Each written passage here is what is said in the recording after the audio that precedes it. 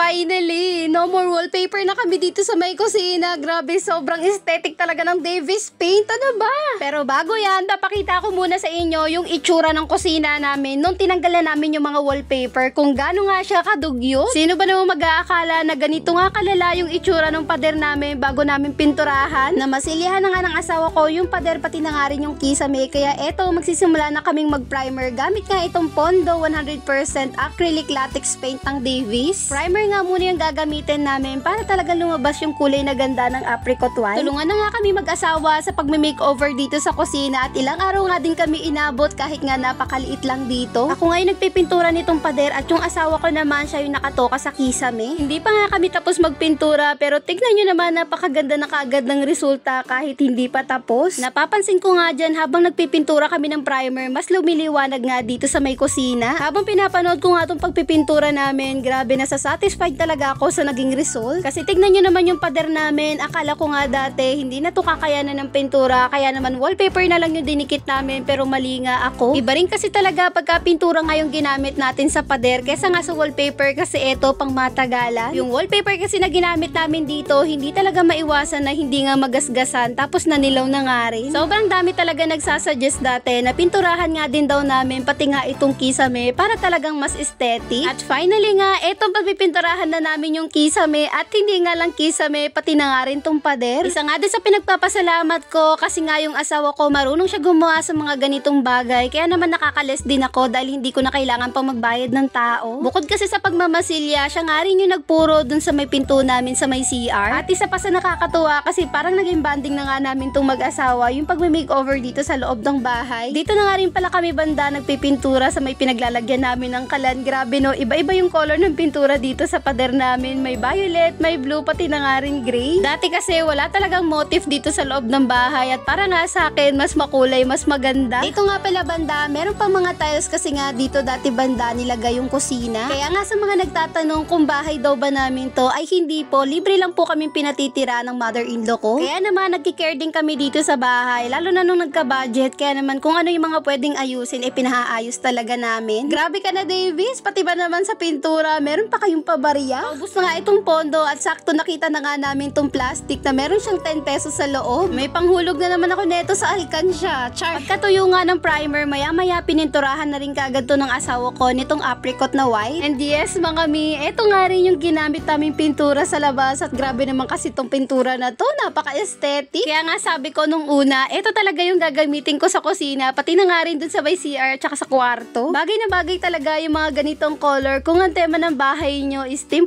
kahoy tapos gusto nyo minimalist lang. Yung asawa ko na nga lang yung nagpipintura dyan at ayaw niya na nga akong pagpinturahin kasi ang lakas ko daw sa pintura. Paano? Konti na nga lang yung apricot white na natira dahil ito pa nga yung tira dun sa pagpipintura namin sa labas. Nung una ko nga nakita tong pintura na to, sabi ko ito talaga yung babagay sa kusina at hindi nga ako nagkamali kasi sobrang ganda talaga at mas bumagay siya dito sa may kusina namin. Sa mga nagtatanong nga po pala ng link ng ganitong pintura, ilalagay ko na lang po sa may comment section para naman makapag-check out din kayo. Tignan nyo naman yung itsura ng pader namin. Grabe, ibang-iba na sa itsura kanina. Aakalain mo ba na ganito nga yung magiging resulta pagkatapos nga mapinturahan? Grabe no, napaka-aesthetic ng tignan. Naku po, lalo nga ako mas nai-inlove sa asawa ko dahil napakasipag niya nga sa pagpipintura.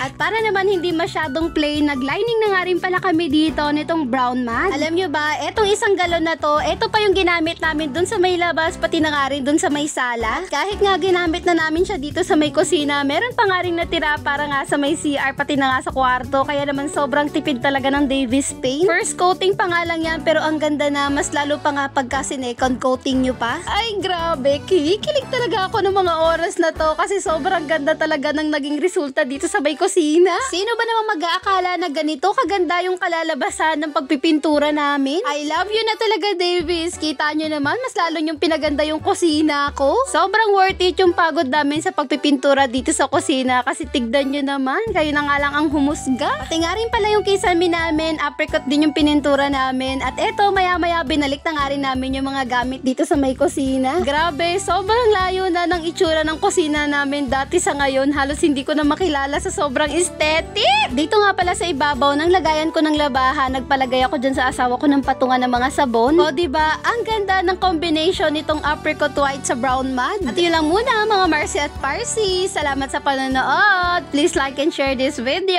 I love you, Davies!